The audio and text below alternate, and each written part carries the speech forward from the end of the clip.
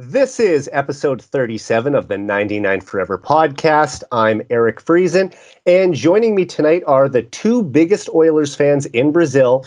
They were two of my favorite guests on the podcast last season, Gabriel Candido and Diego Pontes. Welcome back to the show, guys. Thank you, Eric. It's a pleasure to be here again, and it was a pleasure to be here last time. And for sure, let's talk about the Oilers, and it's a pleasure also to talk with Diego here as well. Good evening, guys. Good evening, Eric. Good evening, Gabriel. So what a pleasure to be back again. Thanks for having me. Yeah, and one thing that I learned last season was that there are as many hockey fans in Brazil as there are. Do you both feel that over the past even 6 months that there are more Oilers fans on Twitter that are learning that there are fans in Brazil now? The hockey community is getting bigger and bigger every day. Every day, I feel like some new profile to any other team that's talk only Portuguese, and that's great. And even not only with the Oilers, but with the whole NHL, to be honest, and that's great. Well, the community has been increasing a lot. Lots of new members have come to the group. Gabriel has added lots of people, and we have made this community very bigger. So that is great to have lots of new NHL fans. Especially Oilers fans. Yes, let's spread this community. Absolutely. Yeah, sorry, but we have like a WhatsApp group to talk about the games, and when I started, it was like 10 people, I think, and every day people get my DM on Twitter on the Edmonton Oilers Brazil and ask me, can I go in? But I don't know a lot about sports. Can I say something? Then okay, you don't have any problem. A lot of people don't understand as well. A lot of the sports are just starting with it, and that's great. Every time the Oilers and the NHL is getting more fans here in Brazil. For sure, and I think it's great to see hockey growing in non-traditional hockey countries. I mean, we know how big it is in Canada especially, but across North America and in Europe. But to see hockey fans, I have a very good friend in Australia who's a big hockey fan, and now to see that there are more fans in South America as well, that's awesome. Oh, definitely. We love to discuss about hockey.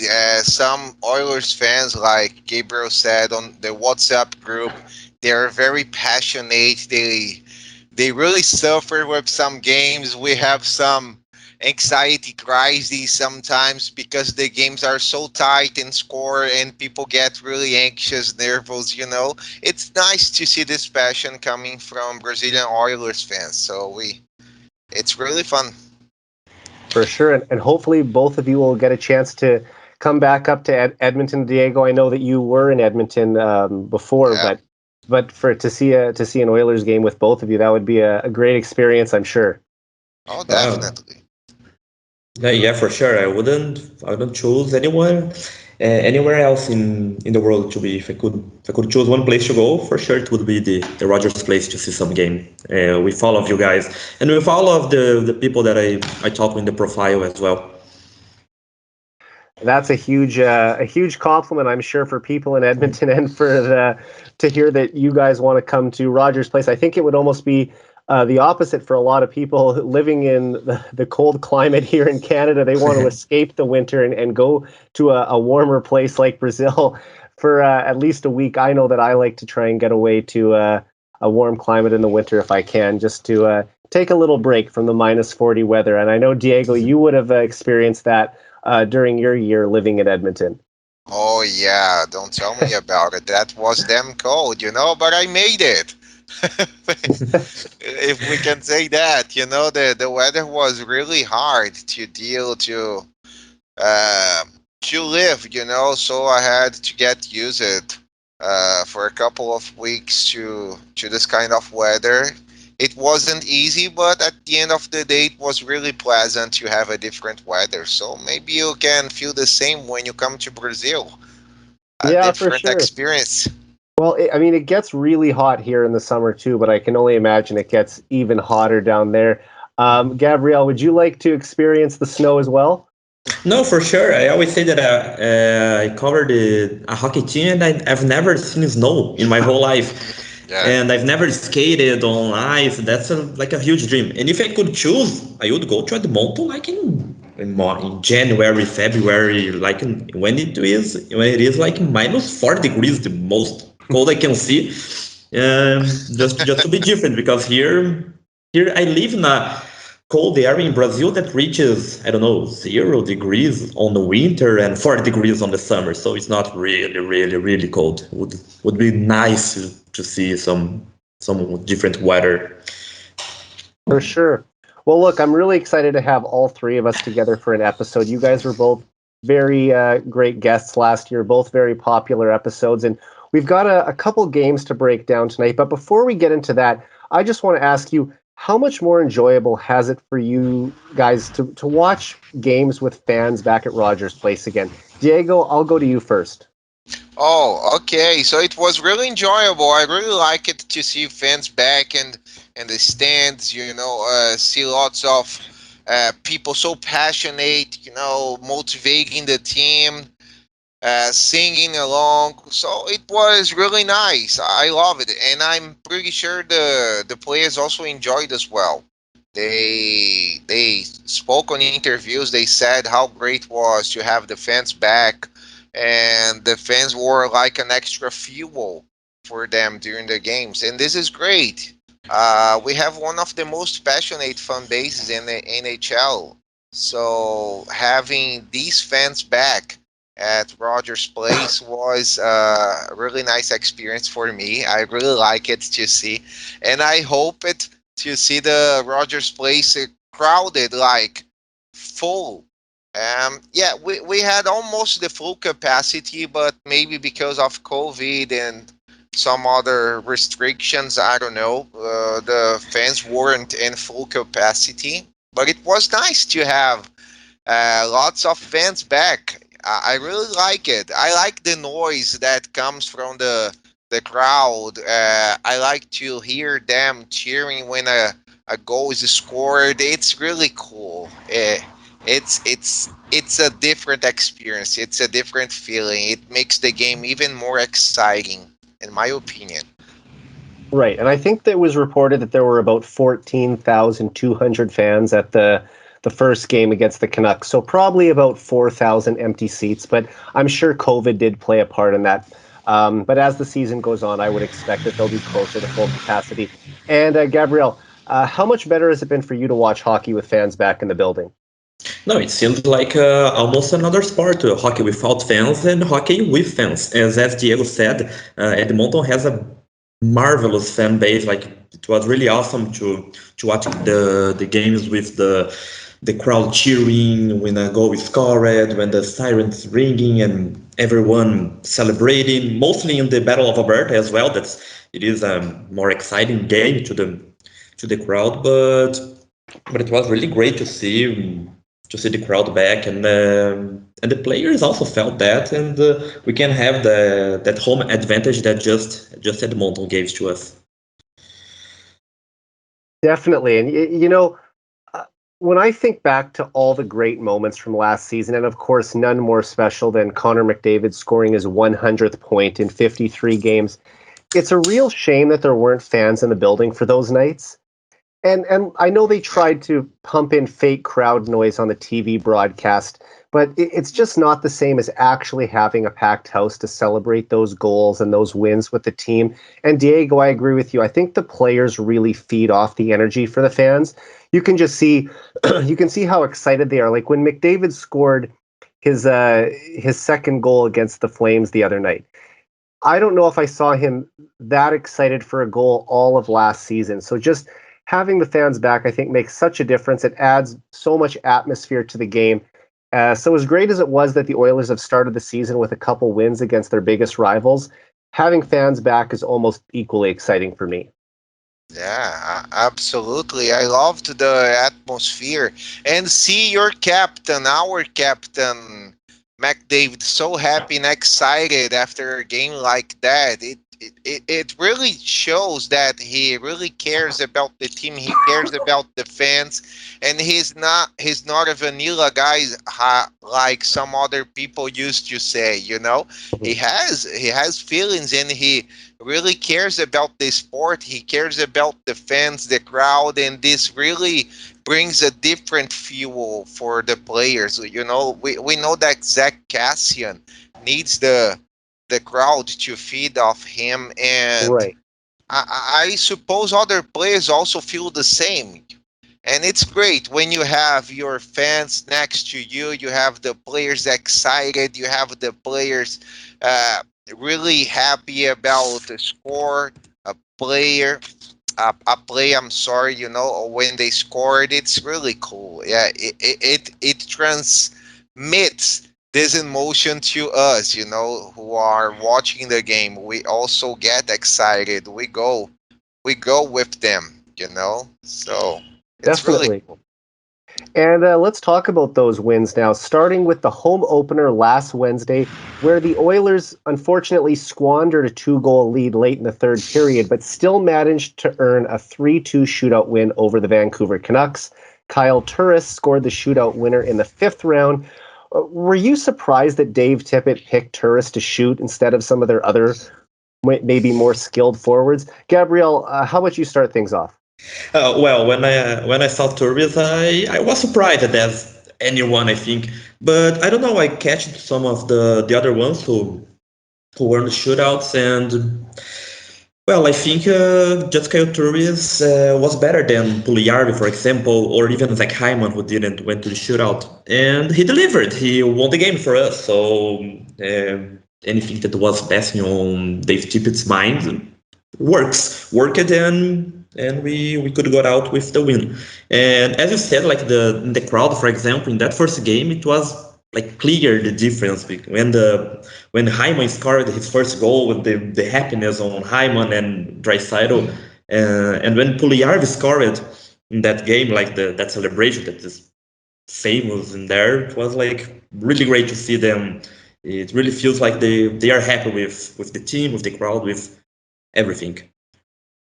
For sure. And Diego, did you expect to see Turris in the shootout? Oh, not at all. To be honest with you, I would think that they would go with Perlini because he had a great shootout performance against Seattle Kraken, if I'm not mistaken, right? So there was a shootout presentation, and then Perlini scored such a big goal. A beautiful goal by the way. So I was expecting him to to have that shootout. But when they said Kyle Turris, I was like, what? I'm not expecting that. But for my surprise and all the Oilers fans, it was a beautiful goal and it gave us the win. But yes, I wasn't expecting for him. I just remembered that there was a game against Vancouver that was decided on a shootout a few years ago. I don't know if it was last season, but Alex Chasen scored the game-winning goal, and it was a shootout actually, but I'm not sure which year it was. No, but it was something unexpected. Nobody was expecting for Alex Chasen to score at that time, and then we had this year Kyle Turris. So a very weird decision, but I'm glad it worked out. Right. Well, coming into training camp, there were no guarantees that Turris was even going to make the Oilers, but he played fairly well in the preseason. And then, of course, he cleared waivers just days before the home opener. So I was really happy to see him score the game-winning goal.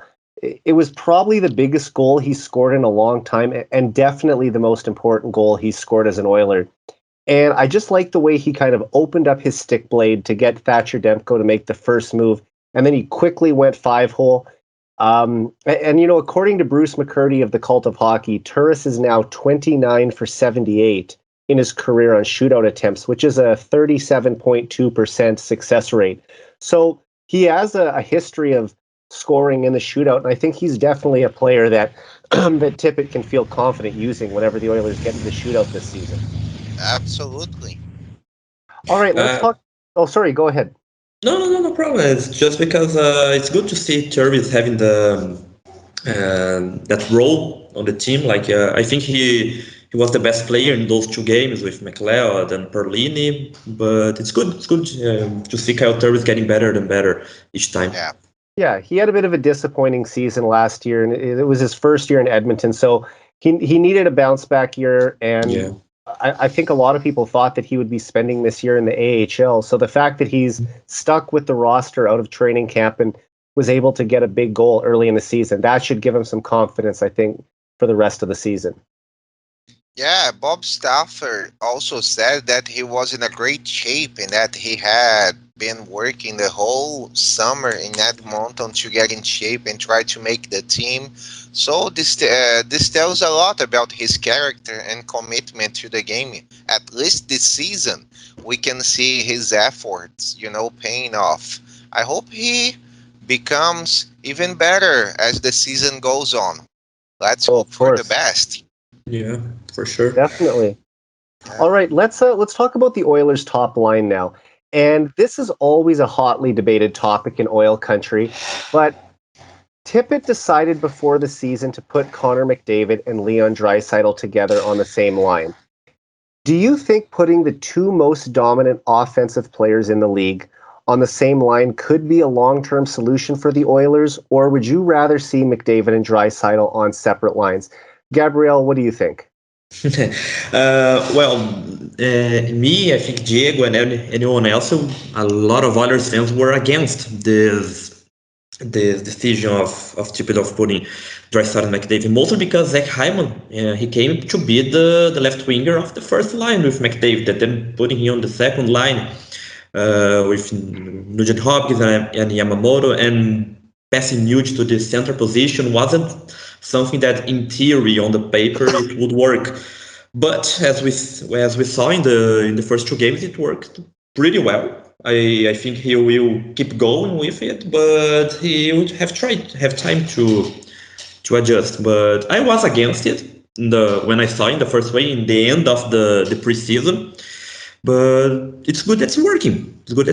And I was against the first line. The first line, for example, I thought that Keith and Ceci on defense weren't pretty great as well, and is working too. But it's good to see that the practice line is really working on the when it's for real in the ice. And Diego, do you think McDavid and Dreisaitl should play together or apart? Did we lose Diego? I think so. I would ask it the same thing. It was the question that I was more excited to hear about him, and then we lost him. I was like, when I read, I just thought, oh, Diego, I have to hear Diego, because as like me, he was against it with all of his strength. But it says he's still on the call, so we're going to try and bring him back. Yeah, I don't know. Let me see if he sent some message to us on Twitter. But he will be back, I think. Maybe I should. Yeah, and see, it's your call. I don't know. He didn't send anything. It says I'll be back. Okay, yeah, we got a message from.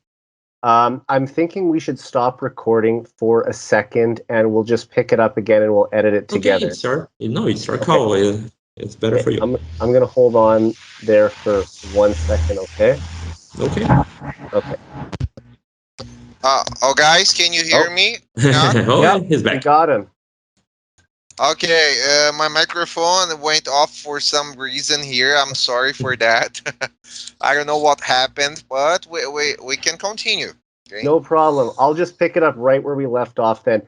Diego, do you think McDavid and Dreisaitl should play together or apart? Oh my! It's like Gabriel said. Gabriel gave us a perfect answer, and I agree with him.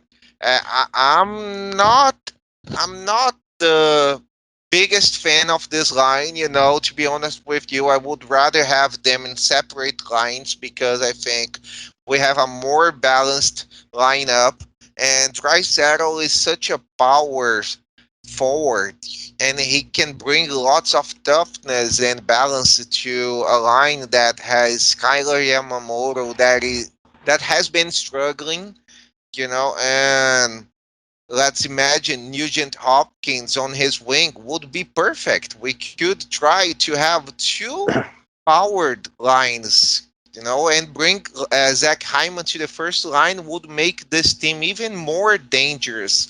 So I'm still against, putting them together, and I don't know if I will be in favor of this line. But as long as it keeps working, so I'm okay with that. But to be honest with you, I would rather have new Jonah Wing and Dreissitel on centering the second line. It worked so much better. And I'm really hoping that this line may click again. The dry line may at some point of this season be together and start to click again. Oh my gosh, that would be something. Because we know that the Mcdavid and Puliarvi combo has been working tremendously well. But imagine having the second line scoring at a good rate, having so much power. This would be a nice thing to hear. It's like having Messier and Gretzky on the same line, so I'm not in favor of that. Great example. We've been discussing. I've been having lots of talks with some Oilers fans on Twitter, and they say, "Oh, why not to keep this line? It's working." Well, I tend to disagree, but yeah, each one of us have a different opinion, right? So yeah, and you could say that McDavid is the modern Gretzky, Dreissitel is the modern Messier. Let's hope that Puliarvi develops into the modern Yari Curry.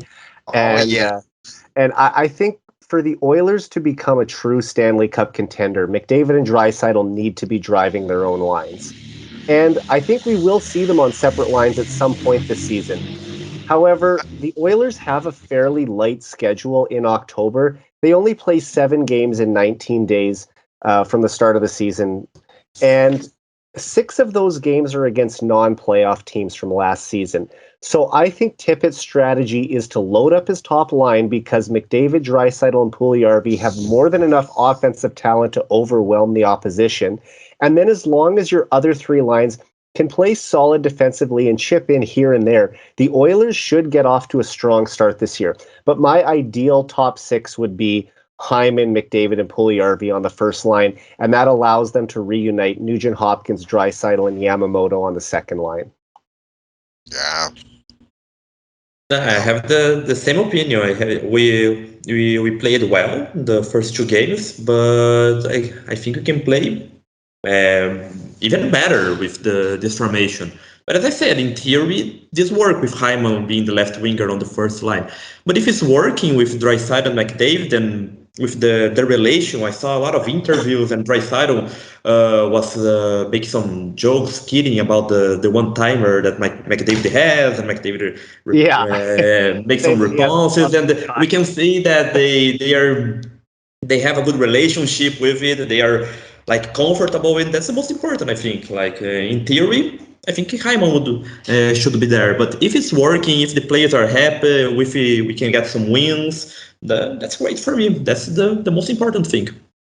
Yeah, I agree with Gabriel. And then just to mention something, I don't know if you remember, but when we had on the playoffs in 2017, there were 3 lines with Nuge, McDavid, and Dreissitel, each one of them centering a line. I don't know if it lasted for lots of games, but I remembered there was a game, and it worked really well. We had 3 solid lines, and the 3 centers were McDavid on the first, Dreissitel on the second one, and Nuge on the third line. Although they were very young, it worked really well. It's not the ideal nowadays, but it's just one information, that I would like to bring back to this topic as we were talking about having solid lines. I think that McDavid and Dreissitel started the playoffs playing together, but if I remember correctly, they got blown out in San Jose one game, and after that, or maybe it was against Anaheim, and after that, they separated McDavid and Dreissitel, put them on different lines, and that's when the Oilers really started to take over that game. So we've seen this at times over the last 5 years, periods of time where they've played together and periods of time where they've played apart. And like I've already mentioned, I think for them to reach their ultimate goal, they do need to be centering the top two lines. And Nugent Hopkins has the versatility where he can either be used as a center or a winger. Right now, he's being the second line center because the dynamic duo are together. But if a guy like Dylan Holloway makes the team in the next year and he becomes a top six left winger, that will then allow the Oilers to shift Nugent Hopkins back to third line center if they want, and then you could have the McDavid, Dreissitel, Nugent Hopkins trio down the middle. So there's going to be these different options down the road, but as for right now, I think that what they're doing is working. Yeah, for sure. It's just like the second game of the season, so we have a lot of things to see in the future. But yeah, we have for sure we have like 82 games in this season, and we have a lot of other teams to play, and not just the Canadian ones. So we have a lot of times that we can give it a shot to Dreissitel and McDavid to keep going, or we can put Hyman on the first line. But it's great. It's great to think that Dylan Holloway can make it. Like he has the potential to do it in the future, and it would be great to see like even a third line strong. But as I said, the first line is working pretty well. The second line is good with Hyman, Nugent, and Yamamoto, but it's not like in the stats doesn't have a lot of like goals and assists so far. It would be great to see the first and the second line, and even the third line strong. Yeah, for sure. All right, I want to get your thoughts now on who stood out to you in the home opener last week. Diego, which players really impressed you in the Oilers' 3-2 win over the Canucks? I would go with Evan Bouchard again because he has been so far a very reliable defenseman, and he could be a very nice fit to Darnell Nurse because, I don't know, maybe Tyson Barrie would work better on a third pairing at this point. You know, it's too offensive, the defense, and I think even Bouchard maybe he brings more stability for the defense. They didn't play this much time together on the first game, but he impressed me with his game, you know, and he's a very poised defenseman. He likes to move the puck. He likes to shoot. He's not afraid of shooting the puck. I love that. And he really impressed me as it was just the first game. I really liked his performance, and I really liked Hyman too. Hyman was amazing. He's such a workhorse.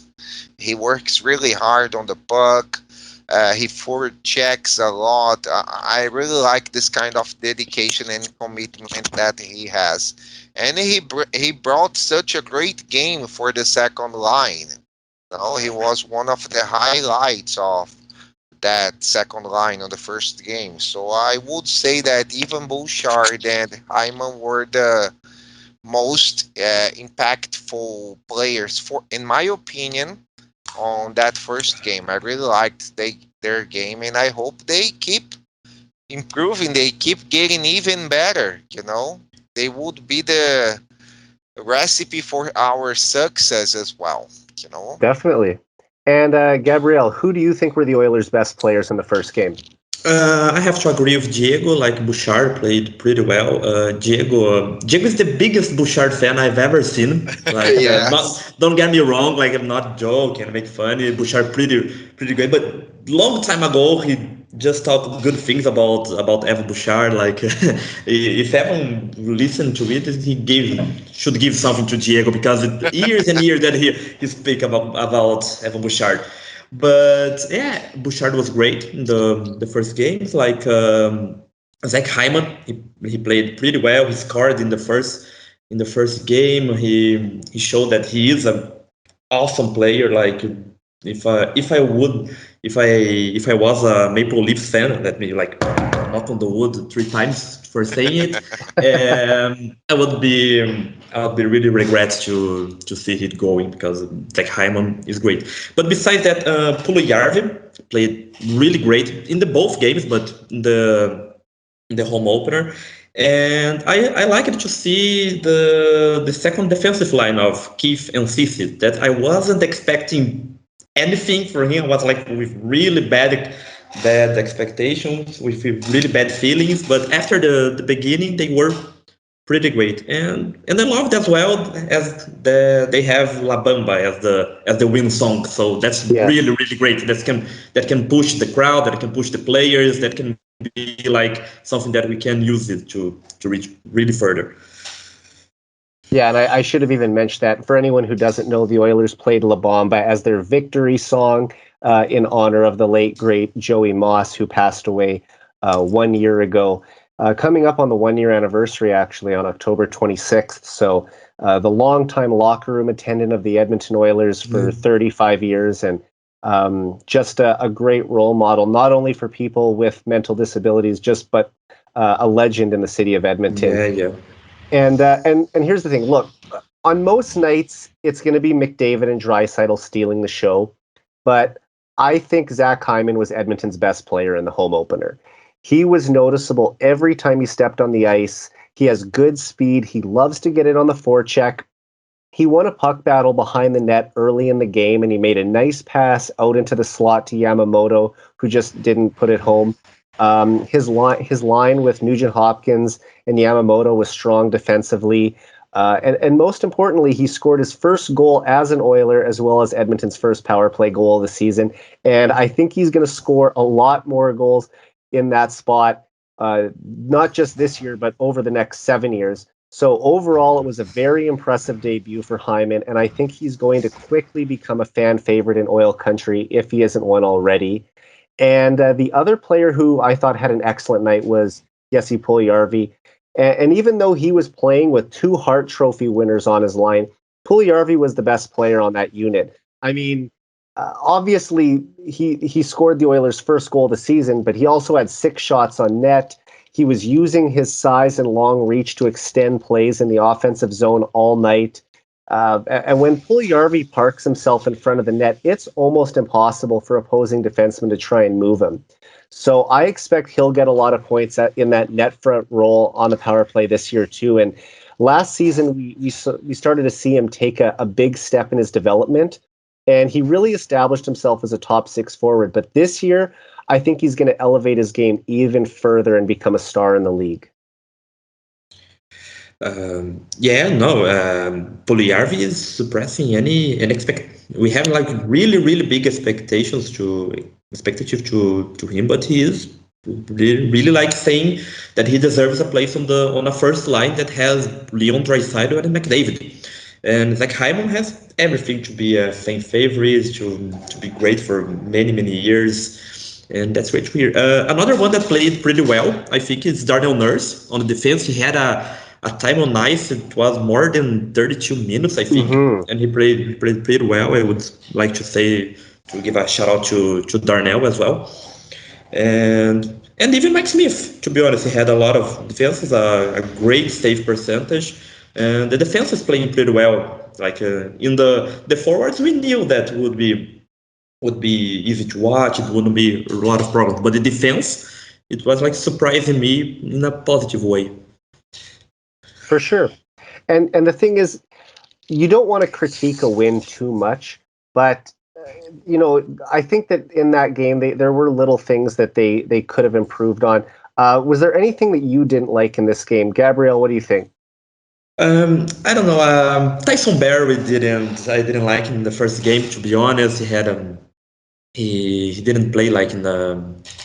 You can see that Darnell Nurse was conducting the whole defense with him, but in the second goal, the goal that the Canucks tied it, I think it was a defensible puck. I didn't even expect it to be on the net. I saw in the transmission they asked like how did the puck got in. I thought that Mike Smith could have made the save, but I think it was a win. We can say it was pretty bad. But besides Barrie, I think Chris Russell didn't play pretty well. That's why QQ got in the second game against the Flames. But to sum up, I think it was a pretty good game. And Diego, were there any bad moments that stuck out to you? Oh, I agree with Gabriel. Chris Russell and Barry didn't impress me at all. They had a poor performance. But I would say that Chris Russell, we expect him to be like that. We don't expect much from him. He's a reliable defenseman. Sometimes he makes some poor plays, but yeah, you can expect that. Well, Tyson Barry resigned with the Oilers. We're pumped to have him back. Lots of fans didn't like the trade. I liked. Actually, I liked the deal. I didn't think it was like, oh, something that would hurt the Oilers long term, but I really liked it. And I think he had a great deal in his hands. But yeah, about his play, he didn't play good enough. And I didn't like much, but I expect him to be better Yeah, the next games. it might not have been Barry's best game, but he had a slow start last year as well, and obviously he took off from there and ended up leading the league in points by a defenseman. And I think we know that he's not the best defensively, and for Chris Russell, it's the opposite. You expect him to be solid defensively, but he's not going to give you much at the other end of the ice.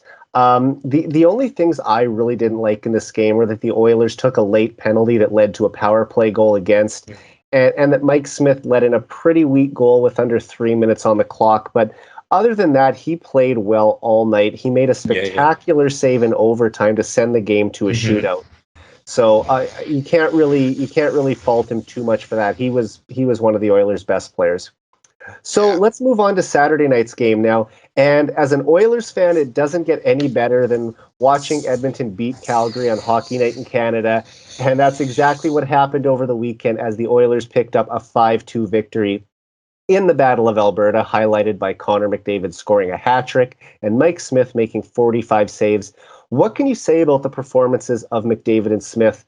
Diego, go ahead. Oh, Smith was very solid. I'm a huge fan of his. I really like Schmitty, and I used to call him that way. I also play with some people. I also joke. It's not Smith, it's Schmitty because it sounds much better. It's really fun to call him this way, and he's very passionate about the game. He has shown that he still has lots of love and fuel left. We can see that he's committed. He wants to win. He believes in this group. After each win, you can see McDavid. He's very excited to give him a hug. They seem to have a very nice relationship, and I like his passion, his commitment for the game, and I was really impressed with his performance. He just let in 2 goals off a total of 46 shots. Was that? Or 42 shots? I don't recall right now. He stopped 45 out of 47 shots. 47, yeah, thank you for that.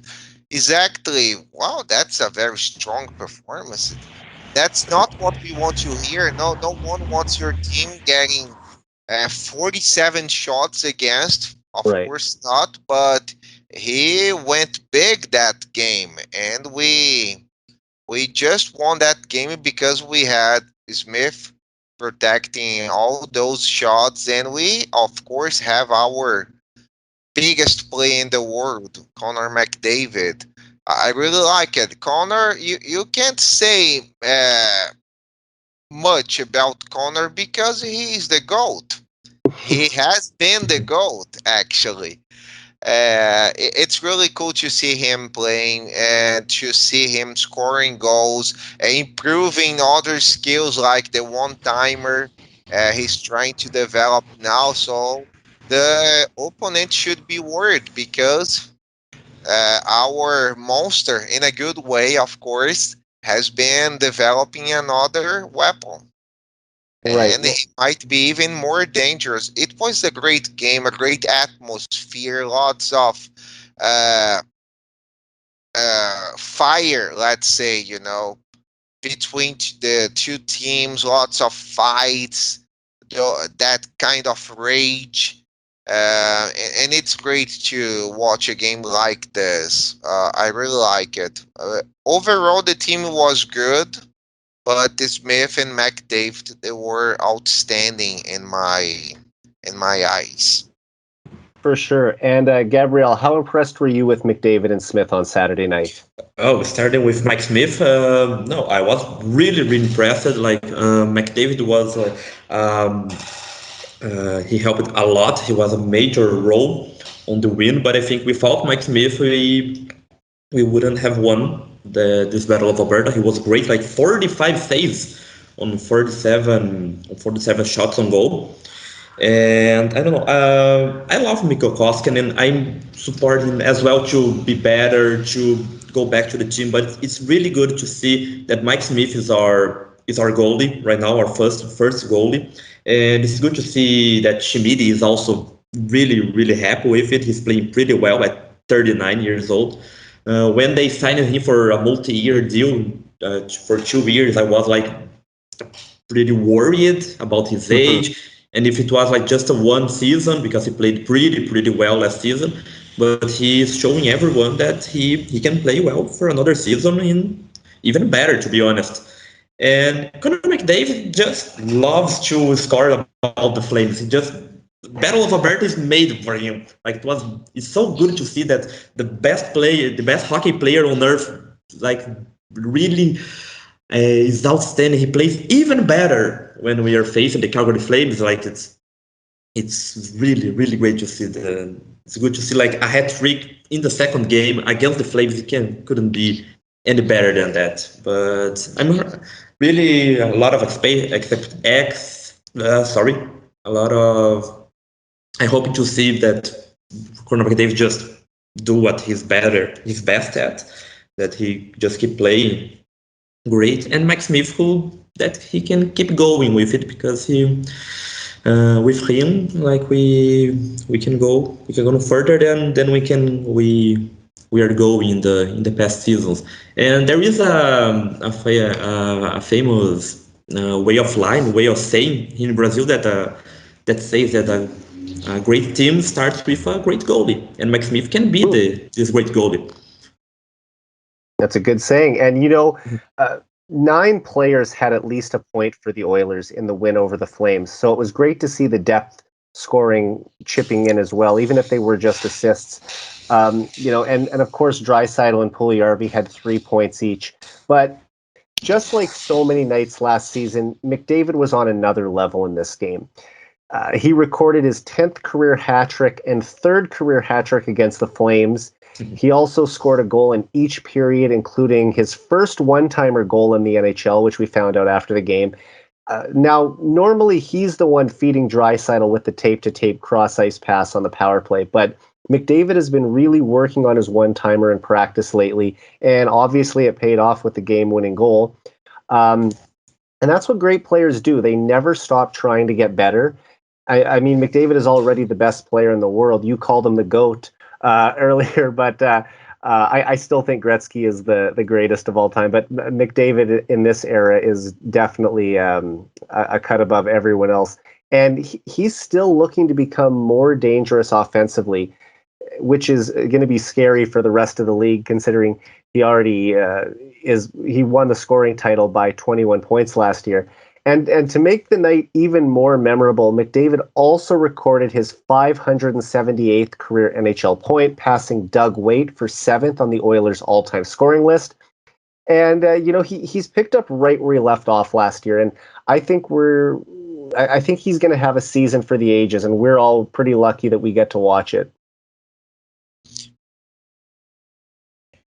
Yeah, for sure. Like 105 points in 56 games in the last seaon. Like unbelievable. You can feel that he's pumped up with a season with 82 games and a real possibility of going to the playoffs in this Pacific division. And it's great to see, like as Dreissitel said, it's it's fluffy as the first line as they were right now. And it's great to see like Dreissitel as well. He had a hat trick of assists in the game. It was really great. As Puliarvi that scored and gave 2 assists as well. But it's great to see McDavid. Like he's only 24 and he's at that level. He was like we can discuss that he isn't the best player right now on NHL and on the world, and the future is like it's pretty bright to Edmonton and to Connor McDavid. Absolutely. And as for Mike Smith, I agree with what you guys said before. He had another very strong performance as well. I think the Oilers allowed way too many shots in this game, but Smith looked sharp all night. He stopped Andrew Mangiapane on a breakaway earlier in the game, and despite being 39 years old, he stopped 81 out of 85 shots through the first 2 games this season, and that's pretty impressive. And like we talked about earlier, I mean, McDavid and Dreissitel playing together because of the lighter schedule, they have the opportunity to do that, and I think that Tippett will also do the same thing with Smith. He should easily be able to play 6 out of 7 games this month as well. Tippett's already announced that Smith is going to be the starter tomorrow against the Ducks. Mm-hmm. I would give Koskinen the start against the Coyotes on Thursday, and then you save Smith for Vegas on Friday. But all in all, very impressive showing from Mike Smith so far. He's really just picked up right where he left off last year too. Yeah, that's right. Just an interesting fact. I would like to apologize myself when I said that McDavid is the GOAT. Maybe he's the recent GOAT we have. Not the absolute one. Well, I mean, here's the thing. You could argue that he is the most talented hockey player of all time. I still believe Mario Lemieux is the most talented player the game has ever seen. Wayne Gretzky is the greatest. And Mario Lemieux is the most talented. But Connor McDavid, his combination of size, speed, smarts, skill, these are things that we've never seen before, all in one player. So in that sense, he might be the most talented player of all time. And just to know that he has been in the NHL for like 7 seasons. Yes, this is his 7th year now. His 7th year, and just in 2 seasons he had like less than 100 points on his first season when he got 48 and got hurt, right? And on 1920 season when he scored like 97 points. Oh my gosh, that's pretty impressive for a player like him. So we have to be really happy about having McDavid playing for the Oilers, because he has been a gift, from the hockey gods. Well, they have blessed us again. Yeah, because none of us were around during the Oilers' glory days in the 1980s when Gretzky was winning the scoring title by 60, 70 points every year, and the Oilers were perennial Stanley Cup champions. But we are getting to see McDavid's career from the very start, and I'm hoping that even if the Oilers don't win 5 cups in 7 years like the 80s Oilers did, I'm hoping that the Oilers are going to have a great decade of hockey in the 2020s, just like they did during the 1980s. Absolutely. It's going to be really exciting. For sure. And aside from McDavid and Smith, did anyone else have an outstanding game in your eyes? Gabriel, we'll start with you. I like it that Derek Ryan scored a goal against the Flames. Mm-hmm. Like he didn't have like a great game, but it was really great to see Derek Ryan scoring. Puliarvi played great. Like he played really well against the Canucks and against the Flames. Like when the game was 3-2, I think that the Flames had scored the second goal, like in a spot, like in the first chance that Puliarvi had, with a lot of pressure, he was like clutch and buried it, making 4-2, and then McDavid just scored the hat trick. And that's great to see. As I said, like Duncan Keith and Cody Ceci, I think played pretty well. Ceci had 1 assist in the Puliarvi goal. That was great to see. And that's it. And for sure, Mike Smith, that we talked a lot about it, and the hat trick of assist of Dreissitel that most people don't see as important, but Leon Dreissitel is playing pretty well, even if he didn't score the goal. Mm-hmm. And Diego, who else was a top performer for the Oilers, in your opinion? I agree with Gabriel, but I would add only Warren Fogle because I really liked his game and the balance he brought to the third line. We needed that. We needed a very solid third line, a line that's not afraid of go to the boards and forward checks. And Warren Fogle provides that. He really drives that line with Derek Ryan, and he makes Cassian play the kind of game that he's suited for. And I really liked his performance against Calgary. We needed a winger like that. So I agree with Gabriel. I think the names that he mentioned really had a solid game, impressed a lot.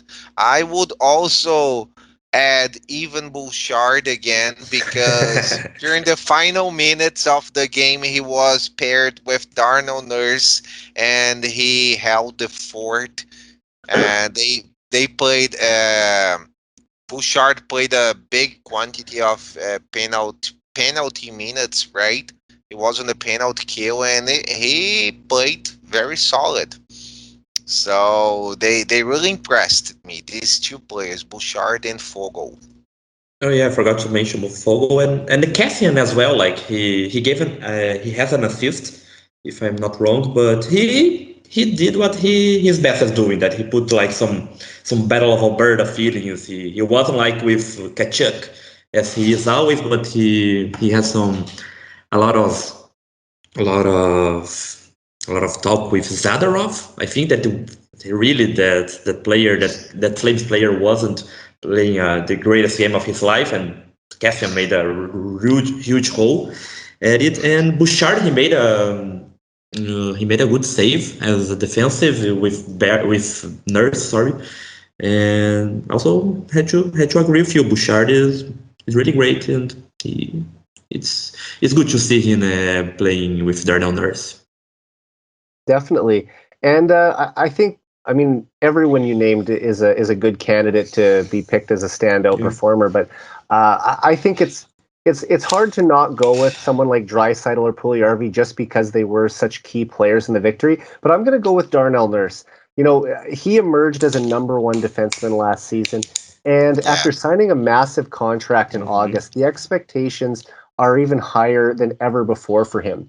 But he just continues to become more of a difference maker at both ends of the ice every night, it seems like. He has 2 points in 2 games so far, including the assist on McDavid's game-winning goal against the Flames. He's played more than 27 minutes in both games.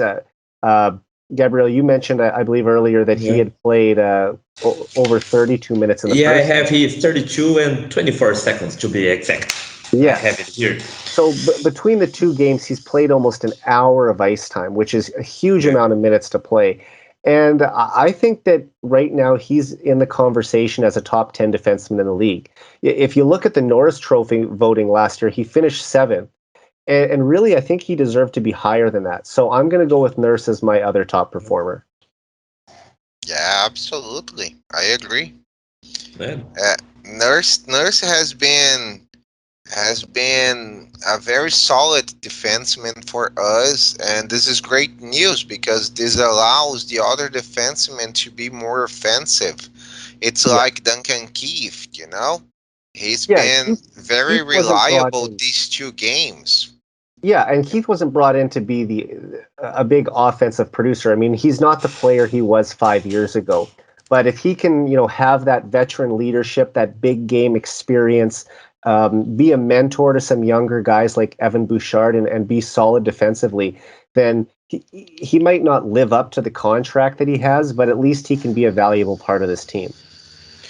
For sure. And it's good to see that Nurse has a lot of pressure with the massive contract that he has signed with the Oilers, and that he was meant to be, he had this massive contract to be the leader of the the Oilers defense, because Right. it's good to see that with Nurse and the experience that Keith has, even if he isn't like the same player that he was 5 years ago, even more than that. And it was a game that the Flames had almost 15 shots on goal more than the Oilers. So the defense had to play pretty well to make sure that the Oilers go out with the win. Oh, for sure. And of course, Darnell's such a great skater as well. He can be used in overtime. Like you said, he can be on the penalty kill or the power play, depending on where you need him. And as valuable as McDavid and Dreissitel are to this team, Nurse is almost equally valuable, because if he ever got hurt, that would be such a hole in the lineup for them to try to fill. I'm not sure that they would be able to have an internal solution. Like I would guess that Philip Broberg would get called up. But you're talking about a guy who is just turned 20 years old and has never played a game in the NHL, having to step in and fill in a spot for Darnell Nurse. Well, but what about Dmitry Samorukov? I don't know how to pronounce his name. He broke his jaw a couple weeks ago in the rookie camp game. Yeah, so he won't be cleared to play until November. And I mean, I could see them calling Broberg up if there ever was an injury on the left side. But with Cuckoo and Russell there, they would probably just have both of those guys in the lineup instead of just having them trade out, because that's where I sort of feel like the third pairing left side is going to go this year. It'll be just swapping in and out of Russell and Cuckoo. Yeah, I think they will keep going with Cuckoo and Russell in that spot. They have Samorukov that is injured, as I said. They put Ladgeson as well. They scratched him. That I think he's a candidate for the spot on third line. But I don't know. Cuckoo played pretty well. It was not like the best game of his career, but I like to see Cuckoo. I prefer Cuckoo to Russell, to be honest, like right now.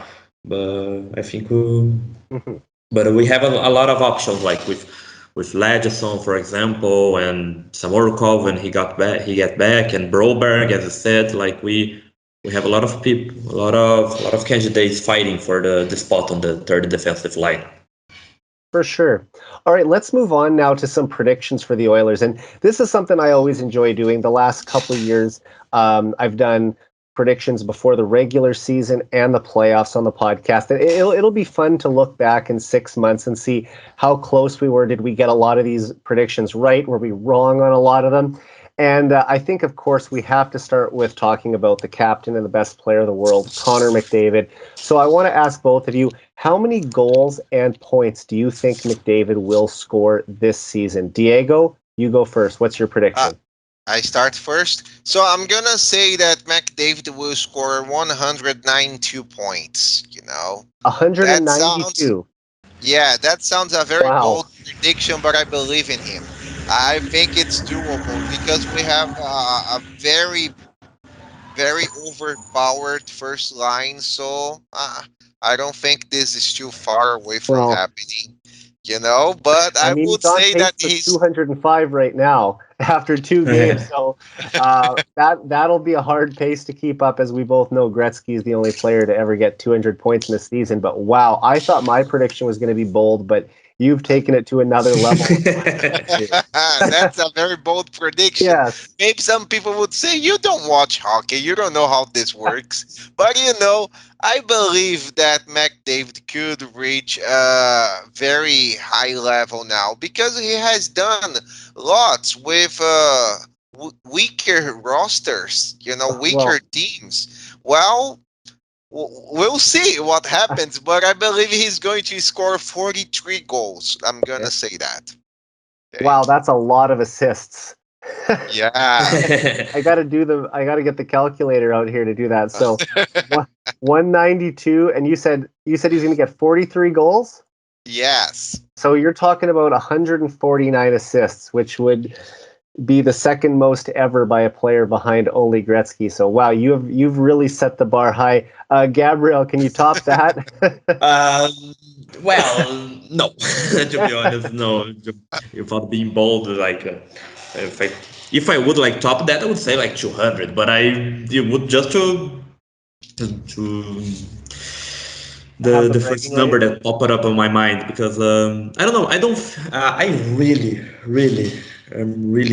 hoping that Diego is right. That he's even marked one point more, 192. You said 90, and he does 193, for example. 192.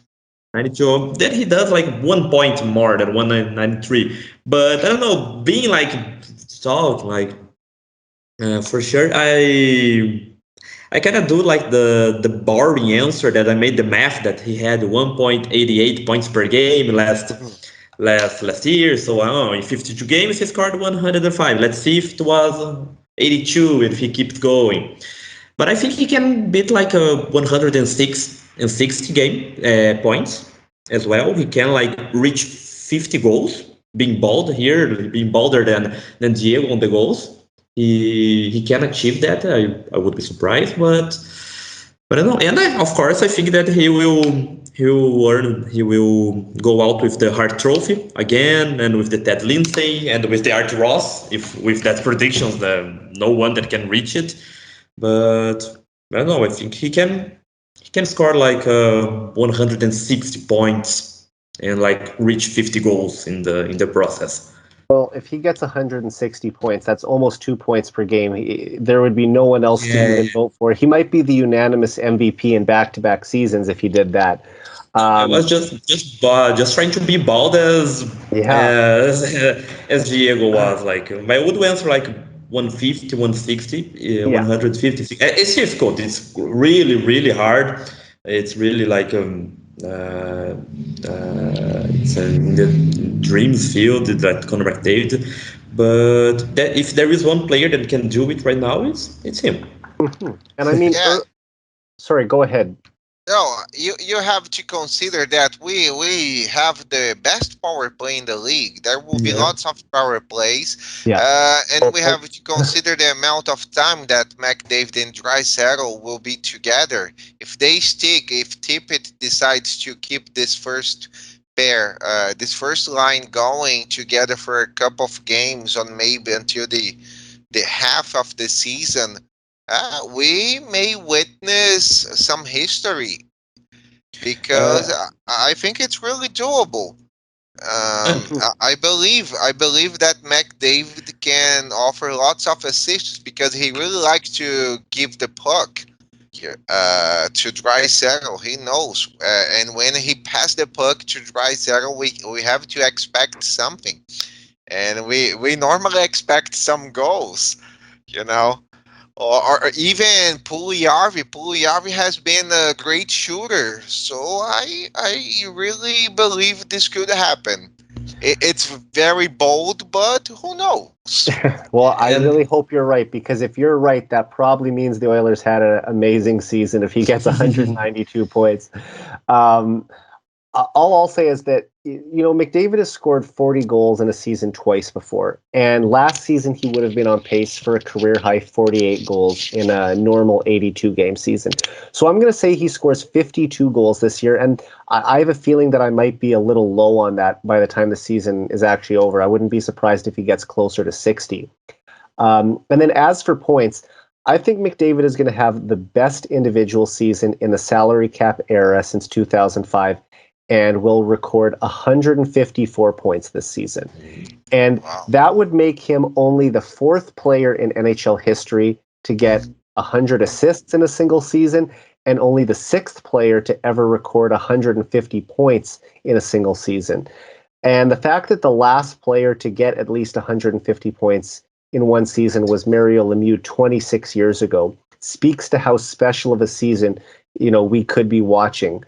I just think that last year he might have even got to 150 if it had been a regular, normal 82-game season. But now this year, with the upgrades they've made up front, and like you mentioned, how dangerous the power play is. Let's hope that he draws enough penalties so they can get more power play opportunities. But this guy, like McDavid, is in the absolute prime of his career right now. He's in his mid-20s. He's been the most dominant offensive player in the league since he was 20 years old, and now he's just continued to get better, where there's no one even close to him right now. So I think 150 points is very doable for him, and I wouldn't even be surprised if it's higher than that. But I'm going to stick with my prediction of 52 goals and 154 points. Well, that's a very nice prediction, and I agree with you. It's doable. We have a solid team this year, so this could happen. Yeah. I think I've. Oh, sorry.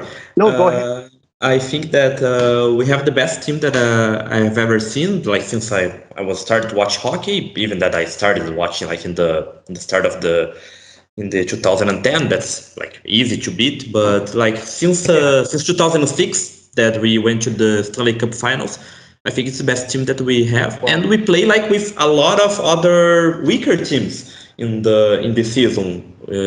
As last season, we played a lot of just the Canadian ones. And as Diego said, the power play is great. We have the best power play on the league, I really think that. And it's difficult. It's really difficult, but it's doable. And if there is one guy that can do it, it's Connor McDavid right now. Oh, definitely. There's no one else who could put up these kind of numbers. I think that he is going to finish, I would say, I wouldn't be surprised if he's 30 plus points ahead of the runner-up in the Art Ross Trophy race this season. And that the player who he finishes just in front of might be the next guy we're going to talk about, Leon Dreissitel. Mm-hmm. Let's get some predictions for Dreissitel now. Gabriel, how many goals and points for Dreissitel? Well, Dreissitel, let me think. He had a great season. The last season was great to him.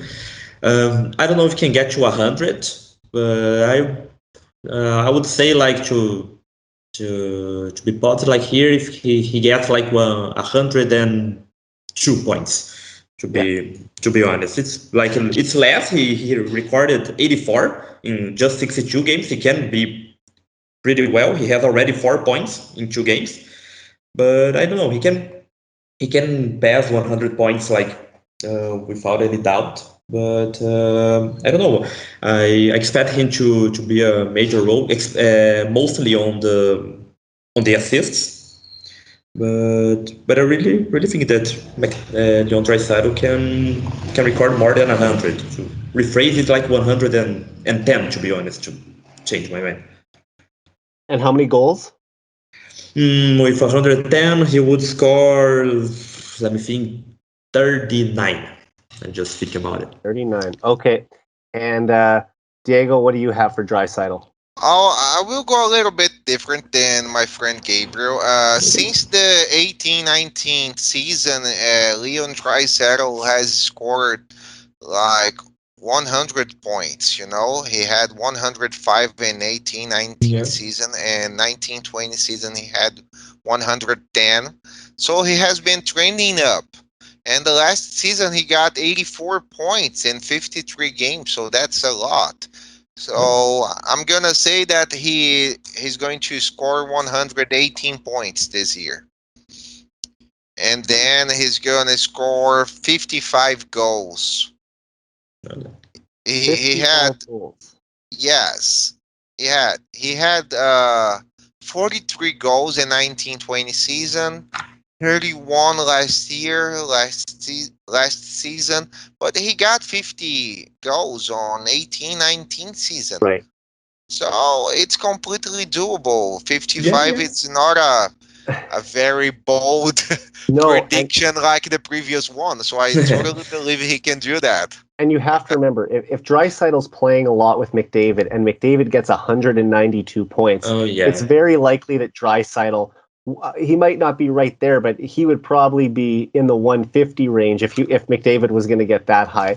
And like I said, I have McDavid at about 154. For Draisaitl now, I'm going to say he does score 50 goals again like he did in the 2018-19 season. I was actually there in Calgary the night that Leon got his 50th goal, and that's a very bittersweet game for me because I did get to witness Dreissitel score his 50th goal, which was a great moment, but later in that game, I also watched Connor McDavid suffer a devastating injury. So it kind of took some of the excitement away, or I should say a lot of the excitement away from the accomplishment Dreissitel had that night. Still, if you look at how he's produced over the past 3 years, like you said, Diego, he had 105 points in a full season in 2018-19. He was on pace for 127 points in 2019-20, and last season he was on pace for 123 points. So I think he's going to take his game up another level as well. And I have him finishing with, like I said, 50 goals again, and he's going to get 129 points, just one under 130. But even getting 129 will pass Nikita Kucherov, who currently has the highest single season point total in the salary cap era. So I think McDavid and Dreissitel are both going to eclipse that this year. But obviously, McDavid's in a different stratosphere. But Dreissitel will get, like I said, 50 goals and 129 points. Okay, let's move on to Jesse Puliarvi now. And he hasn't had any big offensive seasons in the NHL yet. But last year, obviously, he took a step forward as an offensive player. What are your predictions for him in terms of goals and points? We'll start with Diego this time. Oh, me? Yeah. I was thinking here about Jesse Puliarvi. He's been a tremendous player so far, and he seems to reach another level this year. So I really like Jesse Puliarvi. I believe he's going to score 72 points. That could very well happen, especially if he's stapled the McDavid for most of the whole season. And goals for Puliarvi? Goals, I'm gonna say here that he's going to score 35 goals. That's very optimistic, but I think it could happen. He has shoot the puck lots. Yeah. And I'm seeing Jesse as a shooter recently, not as a passer. And he seems to like to shoot the puck. So I'm gonna say 35 goals if he has some power play time. This could really happen. I mean, good predictions there too. I think that, like I said, if his line mate gets 150 points, it's not a stretch to think that Puliarvi could get 70 or 75. Gabriel, what are your predictions for Puliarvi this season? Yeah, when I had the Dreissitel prediction, I had like pretty low, and I really hoping that he can suppress the, I don't remember, 110 that I said something like that. But I thought that Puliarvi is there. That Puliarvi will score a lot of points in the line as well. It's not just Connor McDavid and Leon Dreissitel. Right now we have Puliarvi there to score it, and I don't know. I think he can be on pace like 1 point a game or almost it, like with I would say 82 points. I would say 80, but just to be exact, he can be on pace to almost 1 point a game with 82 points to be just to make it 30. Sorry, goals for Hyman? Sorry? And goals for Hyman? For Hyman or Puliarvi? Oh, sorry, not for Hyman. Sorry, for Puliarvi. No problem. If he had 82, I think that Puliarvi can score more goals than Dreissitel, for example. I can go with like 39, 40 to be exact. But then Dreissitel would be... No, that would be really great. Puliarvi has never even had 40 points in a season, let alone he had 25 points in last season. I have it here, but I really think that in the first line he's delivering it pretty well so far, and if he keeps going, he can be. Of course, McDavid and Dreissitel are on another level, but Puliarvi can be really important. And as I said, in the first line and in the power play, can be important. Like he can reach McDavid, for example, and Dreissitel, who will score like a lot of assists. Like Dreissitel is one of the best passers, if not the best one right now in the league. But I really think that Puliarvi this season we're gonna see a lot of Jesse Puliarvi points in the scoreboard. Definitely. I mean, that line of McDavid, Dreissitel, and Puliarvi has 13 points combined through 2 games. So the offense is definitely there for that group, and I expect them to have another big night against a weak team like the Anaheim Ducks tomorrow. Let's move on to, I alluded to this a second ago, Zach Hyman got mixed up there. Zach Hyman, Gabriel, right back to you. Predictions, goals, and points for Hyman. I think for Zach Hyman, I think he can score like 72 points. No, less, 66 to be honest. Okay. And for goals, he will not score 30, but 28. 28. And I'm just going to quickly go back for a second. I forgot to give my prediction for Puliarvi. Oh, yeah. I'm going to say that Jesse gets. I'll say he gets 33 goals and 63 points. I think that he still needs to get the assist totals up a little bit, but that would still be a big offensive season for him. And now, Diego, let's go to you for Hyman. For Hyman, I have some similar numbers, but just a little bit higher than Gabriel. I predict 78 points for Hyman. And I said, well, that's very bold from my point of view, but I said 34 goals for Zach Hyman because he's going to share most minutes of power play.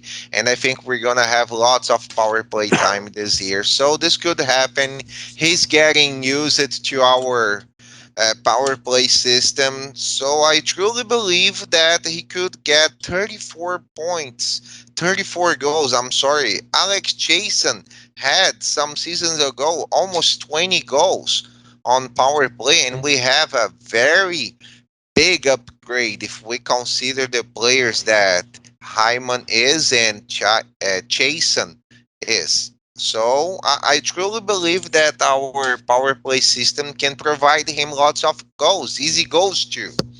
So I'm going to say 34 goals for Zach Hyman, but that's kind of bold. But we'll see. Funny enough, it's not impossible. Not impossible, not as bold as your prediction for McDavid, but I promise if you end up being right about that, I will give you a shout out on Twitter that you called it. That he got 197 points, because that I don't think you'll find a bolder prediction out there unless someone thinks that he's going to keep up his current pace and get to 205 points. But crazier things have happened. For Hyman, for me, he averaged 29 goals per 82 games last season. If you look at his scoring rate over what would have been a full season, and even though he's never scored more than 21 goals in a single year before, I think that he is also going to get over 30 this year, especially if he ends up playing on McDavid's line when they, if Tippett, which I think he will, put McDavid and Dreissitel back on separate lines. So I'll say that Zach Hyman gets, 33 goals. Or I think that's what I have for Puliarvi, so I'm going to change it. I'll have 30. I'll say 33. 34 goals for Hyman, and I'll same as me. Yeah, and I'll say he gets 70 points. This is if healthy. I was going to go with the same total for Puliarvi and Hyman, but I think that Hyman might score a little more just because I think he's going to be the first option as the net front presence on the power play. Those guys could split time the same way James Neal and Alex Chason did the last couple of years. But I think that Hyman will play there a little more than Puliarvi will, so there might be an opportunity to get a little ahead of him anyway. And now we're going to go to Ryan Nugent-Hopkins, who had a bit of a down year with his even strength scoring last year. He was still a decent power play performer, but I want to get your prediction for him now. How many goals and points for Puliarvi? Diego, you can go first. For Nuge? Yeah. Okay, for Ryan Nugent-Hopkins, I expect him to score 60 points this year, and I would be fine with that. because I'm not expecting him to be a center for the remainder of the season. I really hope he's going to spend lots of time on the wing. Maybe for a couple games he's going to center a line, but as a winger, maybe he could score 60 points. And I'm not very optimistic about his goals, so I'm going to say that he's going to score like 25 goals. That would be good enough for me, you know. That would be 25 right around his goals. career average, yeah. Yes, and I'm sorry, I said 60 points. I confused. I would say he's going to score 65 points. Okay. Yeah, that's my prediction. It's not so different from what he has done in his career, like his pace.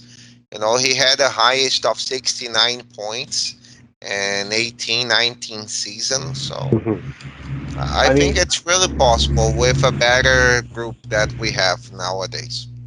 For sure. And Gabriel, let's go to you for Nugent Hopkins. I have the same opinion of Nugent Hopkins. It was like in the 60s, as Diego said, but to say a number, I would say a little more, like 60, 68, to be honest. And with the goals, I'm not so optimistic about the goals as well, but I think he can score almost 30, like 28, for example. I think the most of his points will be out of assist. And that can change, like if, for example, if Hyman goes to the first line, if Tippett decides to go with it and Dreissitel goes to the second, I think that Nugent Hopkins has a better chance to score more points.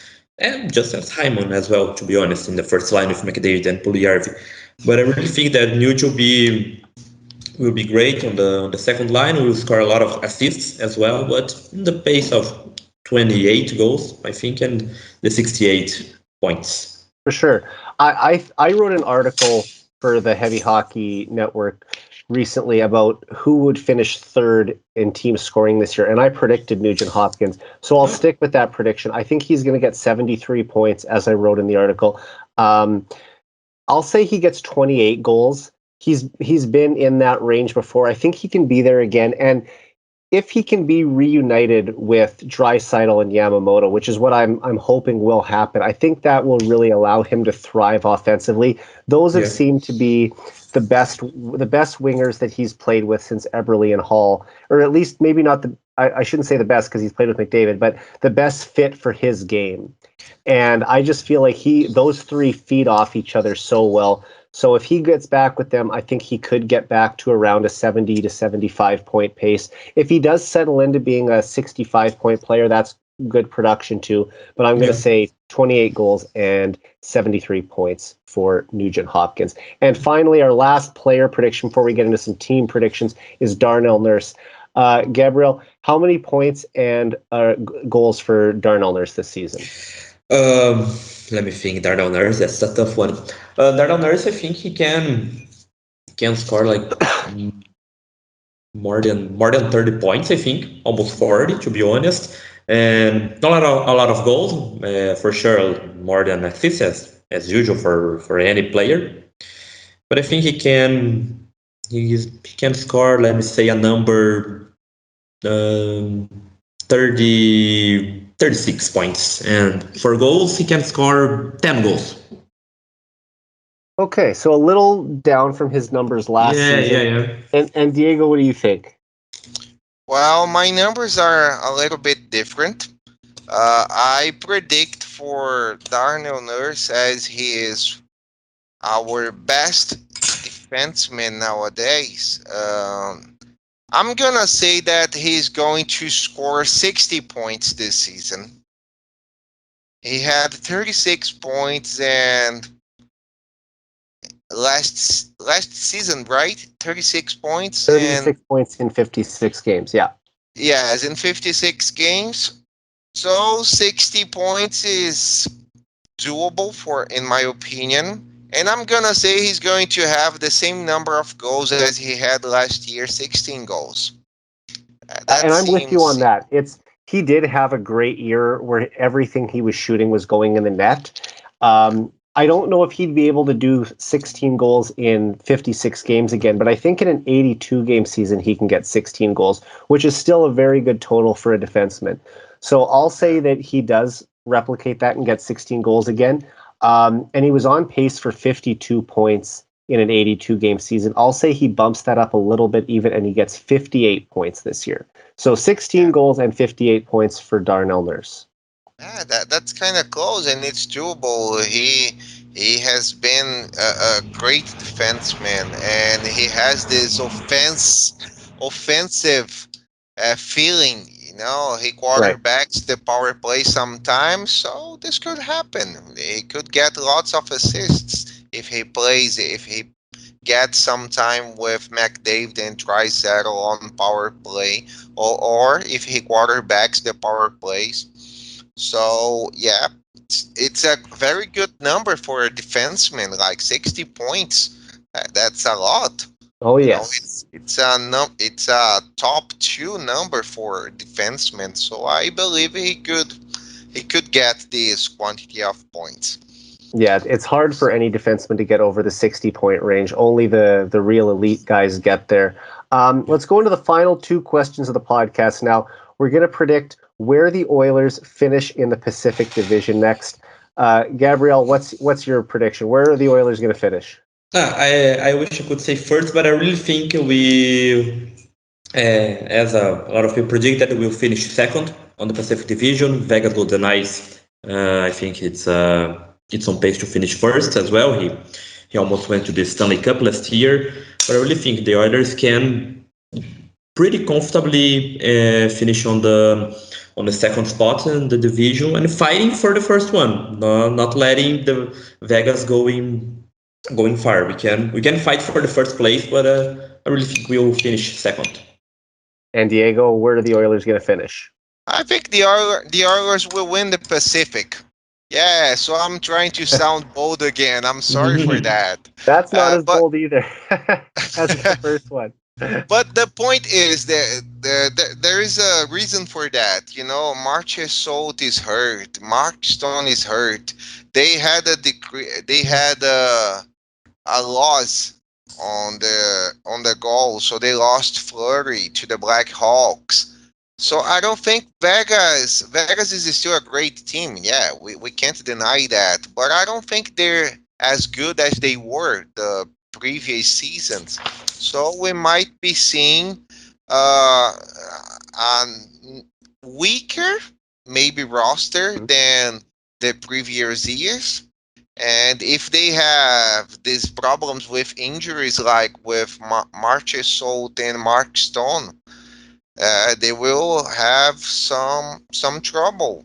And I truly believe the Oilers could take some advantage of it and maybe win the division.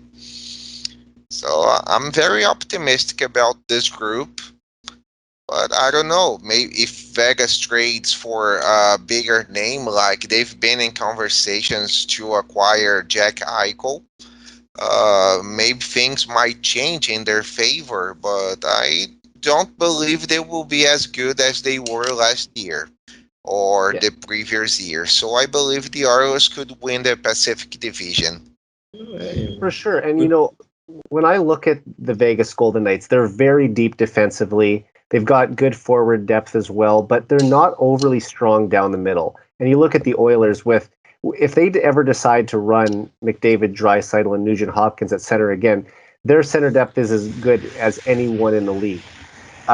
They've obviously improved their forward core as well. And while some people question the Oilers' defense, I think that the Oilers' goaltending could still hold up. And looking back at Vegas, Leonard's a good goalie as well. I don't know what they're going to get from him over a full season. I still think it would have been a better idea to hold on to Fleury. But looking at these two rosters together, I think they're the two best teams in the Pacific Division, but I don't think Vegas is that much better than the Oilers. If you remember back 2 years ago, the last time they played in the same division, Edmonton was in first place for 58 straight days before Vegas ultimately took it back and went on to win the division. And even at the end, the Oilers only finished 3 points back of the Golden Knights.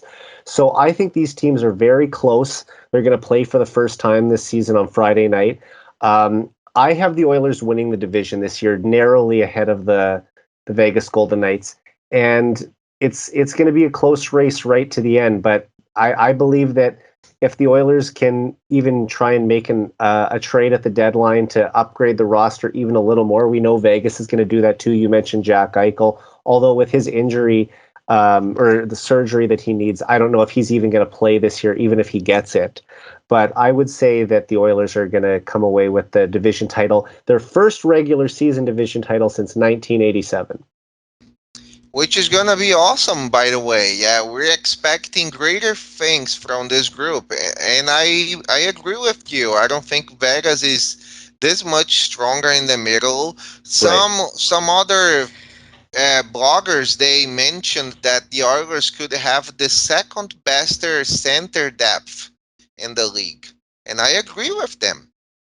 We have Dreissitel, Mcdavid, and Derek Ryan, which are good players. Which is a good player. I mean, Derek Ryan. So we could have a very deep center depth, and we could take advantage of that. If we compare with Vegas Golden Knights, I think our group, the Oilers group is so much better, than the Vegas.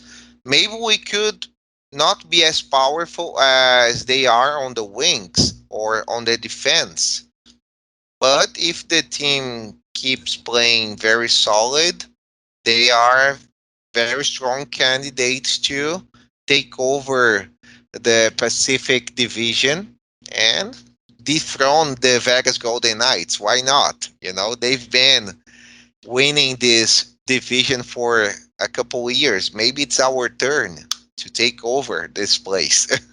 Definitely. Yeah, sorry, go ahead. No, you go. I was just saying that we have the longest drought on the winning the division on the NHL, as you said, and it would be really, really great. And it's perfectly. I wouldn't be surprised if the Oilers win. I said that the Vegas would win the Pacific Division, but it's not impossible, not at all. Like we can fight with Vegas with no problem for the first spot, and we can be safely on the second if Vegas beat us. And when I said you're pretty optimistic, and maybe I give some passive some predictions that it isn't as optimistic as yours. But I don't know, when I started watching hockey, for example, I believe that Neil Yakupov would be the next greatest thing in the dance, and then with this last decade, it's hard to be optimistic, but it's really great that we are on pace to suppress that, to pass this whole time, and to be back where the Edmonton Oilers belong. And well, when you finish at the bottom of the league for so many years, that's where that's where you get guys like Darnell Nurse 7th overall, Leon Dreissitel 3rd overall, McDavid 1st overall, Puliarvi 4th overall.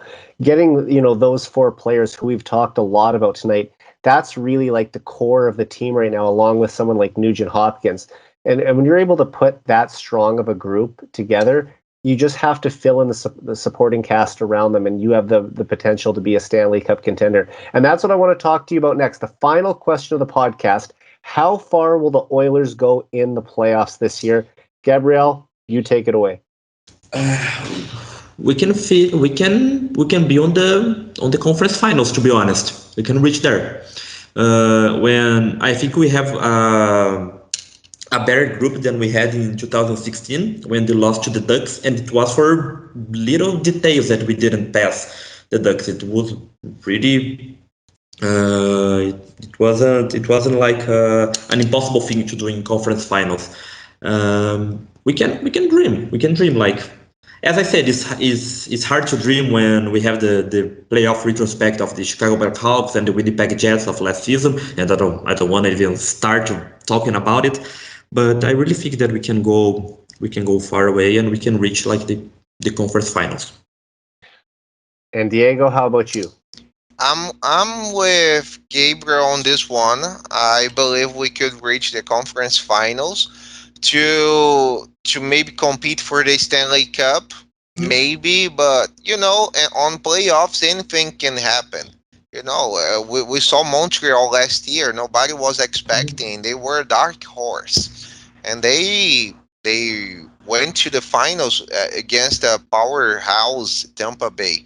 I truly believe we could reach the conference finals.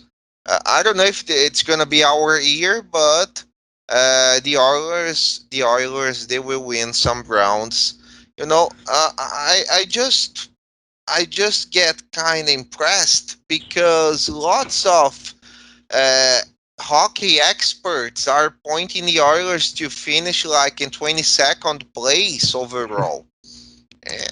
You know, I Kraken would mean, be ahead of the Oilers, even Calgary and Vancouver.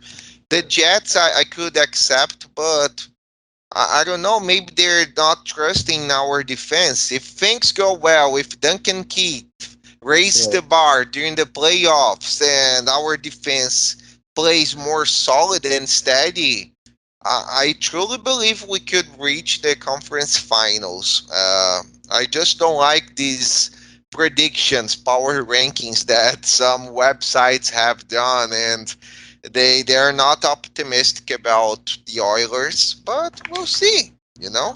I think there's just as many people out there who are optimistic about the Oilers as maybe some who aren't. And yeah, the defense is probably one of the bigger areas of concern that people, especially outside of Edmonton, have. But through two games, they've looked pretty good. Now it's just 2 out of 82, but so far so good. And we'll reevaluate in a few months and see if the defense is still up to par.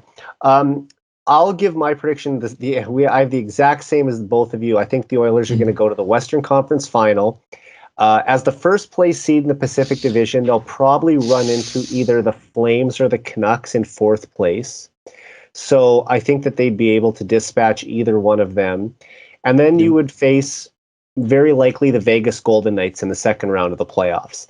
And if the Oilers can pull out a series win there and eliminate Vegas, that would send them to the Western Conference Final, where they will very likely play a team like, I would guess, the Colorado Avalanche. I was going And to say the same. Yeah. I don't know if the Oilers are ready to beat the Avalanche yet, so I will say that the Oilers make it to the conference final this year. It's not maybe quite their time to win a Stanley Cup yet, but they're headed in the right direction. So I'll say that they end up losing to the Avs in the conference final.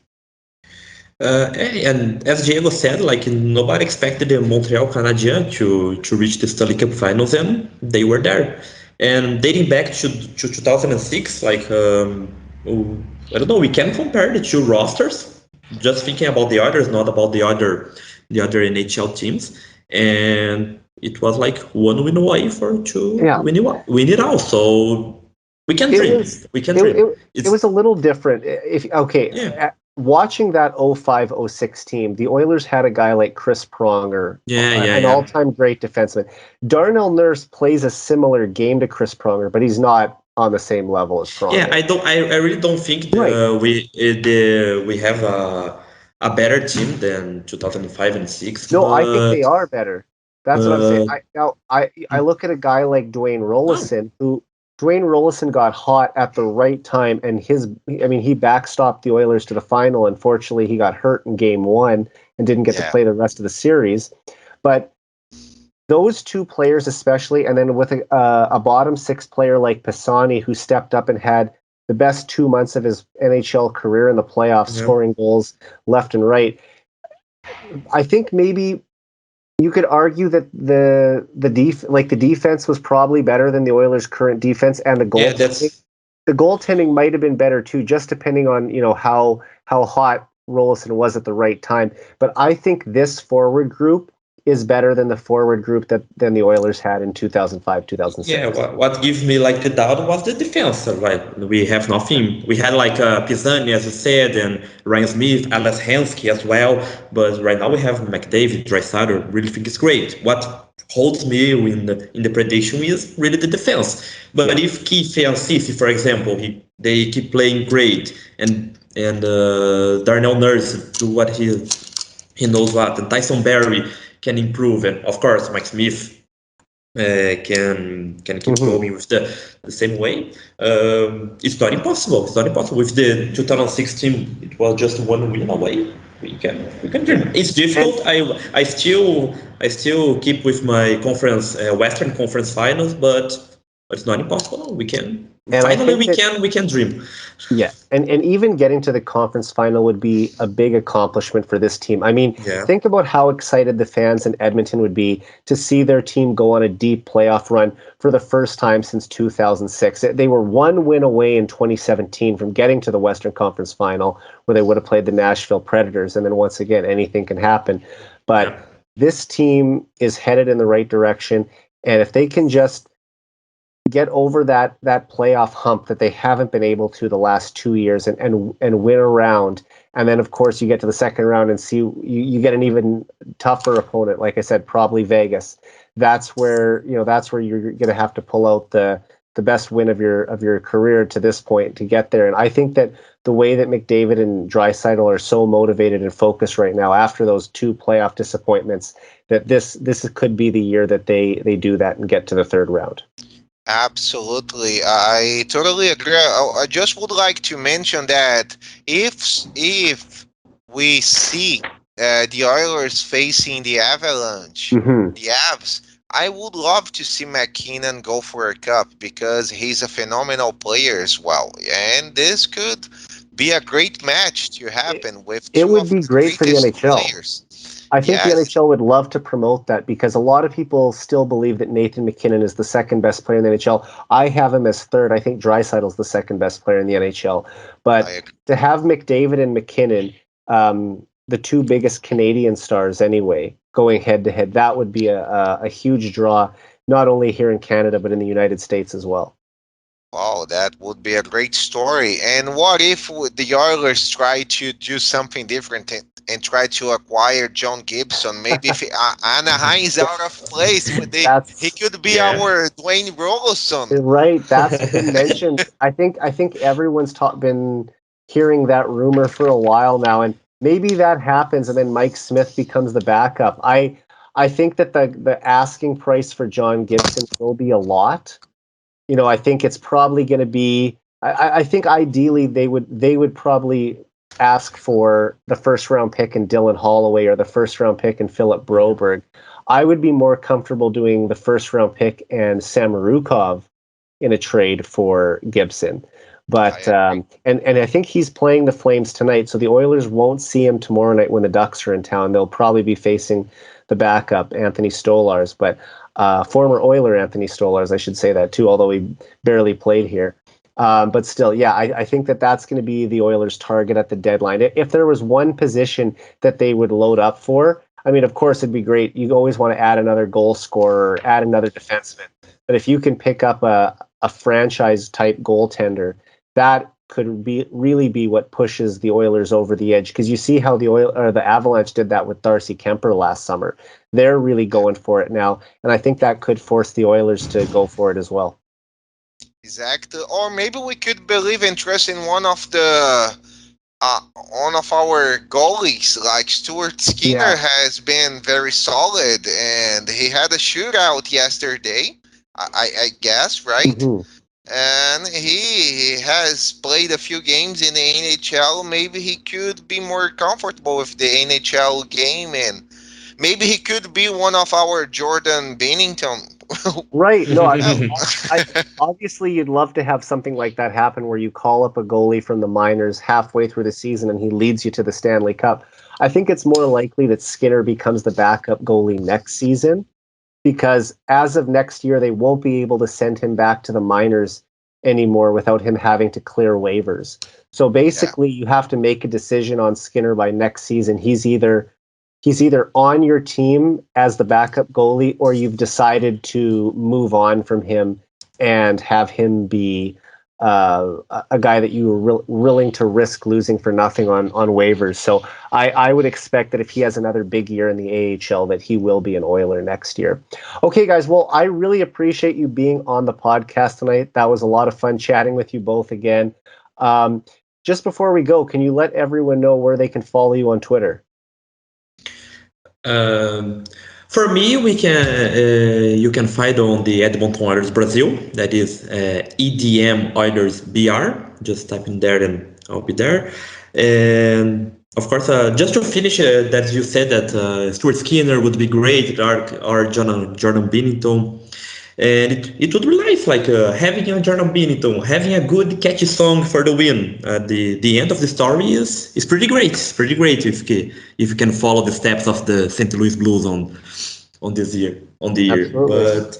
But that's it. So we can follow. You can follow the Oilers coverage in Portuguese as well. If you want to see like some coverage a little bit different as you're used, you can follow on Twitter EDM Oilers BR. And I always follow you as well. I do have to translate some of your tweets, or all of your tweets, I should say. But then once I translate them, I'm like, okay, I agree with that point. If you disagree, you can say it in Portuguese, in English. We can third language. Yeah. If you know, we can work with it. Definitely. And Diego, where can they find you? Oh, you can find me on Twitter. It's just typing Diego Pontes and you will see my profile picture. It's pretty easy, so my email would be a little bit harder to find. So if you type there, you will find me. It's a pretty easy picture, so you will see me there and we can talk, we can discuss about hockey. So my Twitter account is to talk basically about the hockey and the Oilers, especially, Definitely. That's it. And you guys are two of the most knowledgeable Oilers fans I know, and you provided great insight on the team tonight. I want to thank you so much for being on the show, and we should definitely do this again at some point during the season. Oh, thank you, Eric. It was it was last time, and this time it was a pleasure to talk with you. It was a pleasure to finally speak with Diego. We really should do it more often and talk about it. And Definitely. And anytime you want to talk, and it's always a pleasure to talk about hockey, talk about Oilers, and talk with you guys. Thanks again. I share the same feeling, Eric. Thanks again for having me. It was such a fun moment. Was a pleasure to discuss, to talk hockey, and I appreciate your respect and consideration for us Oilers fans from Brazil. So we appreciate lots your love for us. Let's say that this way, and without a doubt. And yes, I would also like to thank Gabriel. It's our first time here talking together, and I agree with him. We should do that more often. We're always discussing about hockey on our group here that we have, but it is always great to talk and discuss. So it was such a pleasure, and it was really fun. So thank you, Eric, once again. Thank you, Gabriel, for having me on this show. For sure. And, even though the Oilers aren't as big of a team name as, say, the Chicago Blackhawks or the Montreal Canadiens or the Toronto Maple Leafs, there are Oilers fans all over the world. I know Oilers fans in Norway, Sweden, Finland, Germany, England, of course, tons here in Canada, but the United States, Australia, now in Brazil. It's remarkable to me that this small market team in Edmonton, Alberta, Canada, could have such a following all over the world. No, that's great. To see that the Oilers aren't just here in Brazil, like in the whole world. Like a lot of it is like a Gretzky heritage for sure, and it was a tough decade for the team to grab some followers. But it's good. We own to Gretzky. We own now mostly to Connor McDavid. It's sure. But it's good. It's good to see because Edmonton has a pretty nice fan base that I met just virtually by now. But like the team deserves the crowd that it has, and the team deserves to be where he never had been left. That is the top spots on the league. Definitely. That's right. And that's the reason why I said in the beginning of this podcast that we have one of the most passionate fan bases in the NHL.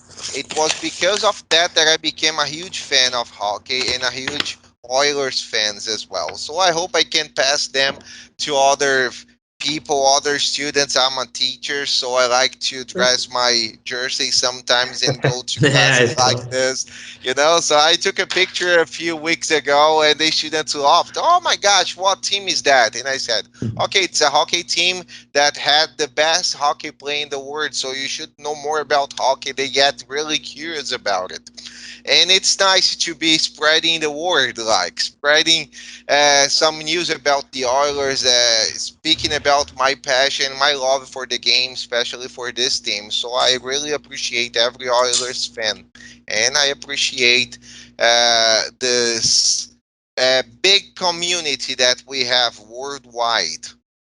Definitely. All right, guys, have a good night, and I will look forward to talking to you again. Thank you once again. Night Have as a good well. night. And thank you, Eric. And have a good night. And let's go, Oilers. Let's Let's go, go, Oilers. Oilers. So for Gabriel Candido and Diego Pontes, I'm Eric Friesen. This has been the 99 Forever podcast. We're out.